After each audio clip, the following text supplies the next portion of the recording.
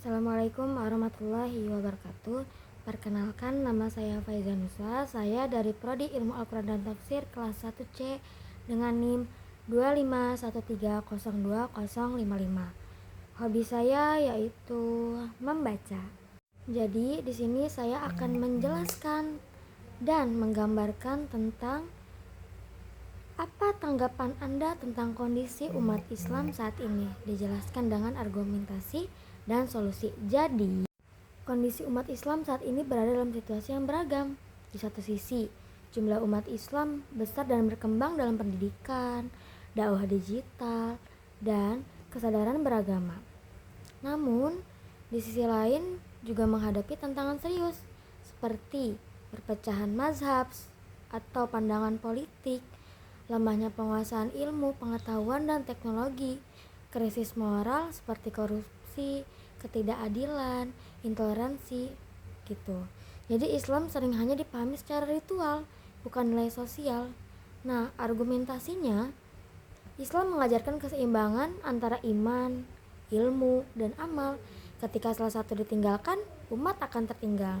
Jadi solusinya yaitu menguatkan pendidikan Islam yang moderat dan kritis, menginteraksikan nilai Islam dengan ilmu pengetahuan modern, menumbuhkan ukhuwah dan toleransi, mengamalkan Islam secara substansif bukan hanya simbolik gitu. Jadi gambaran konsepnya itu ya, umat Islam saat ini seperti bangunan besar tetapi sebagian fondasinya retak gitu.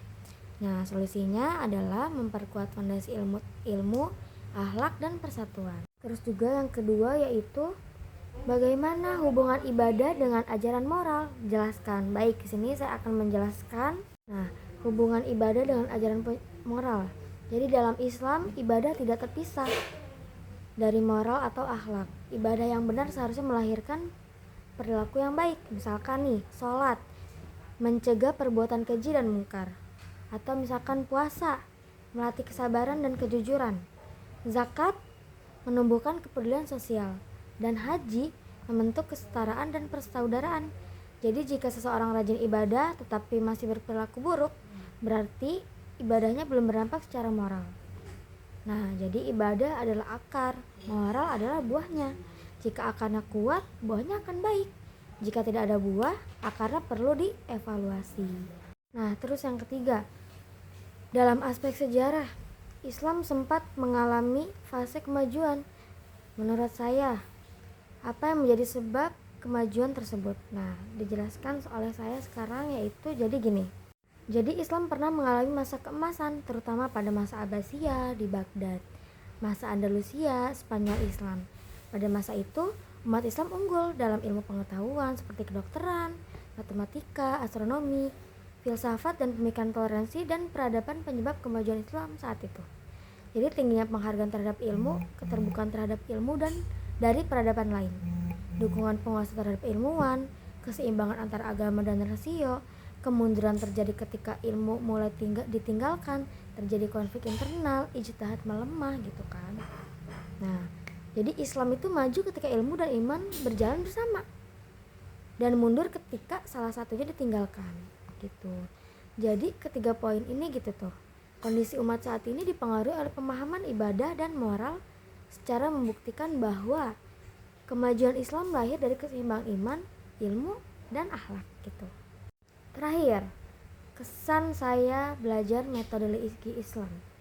Kesan saya sih selama ini gitu ya, di mata kuliah ini gitu, saya senang dapat bertemu dengan dosen yang sangat asik, santai, tapi beliau itu jelas gitu.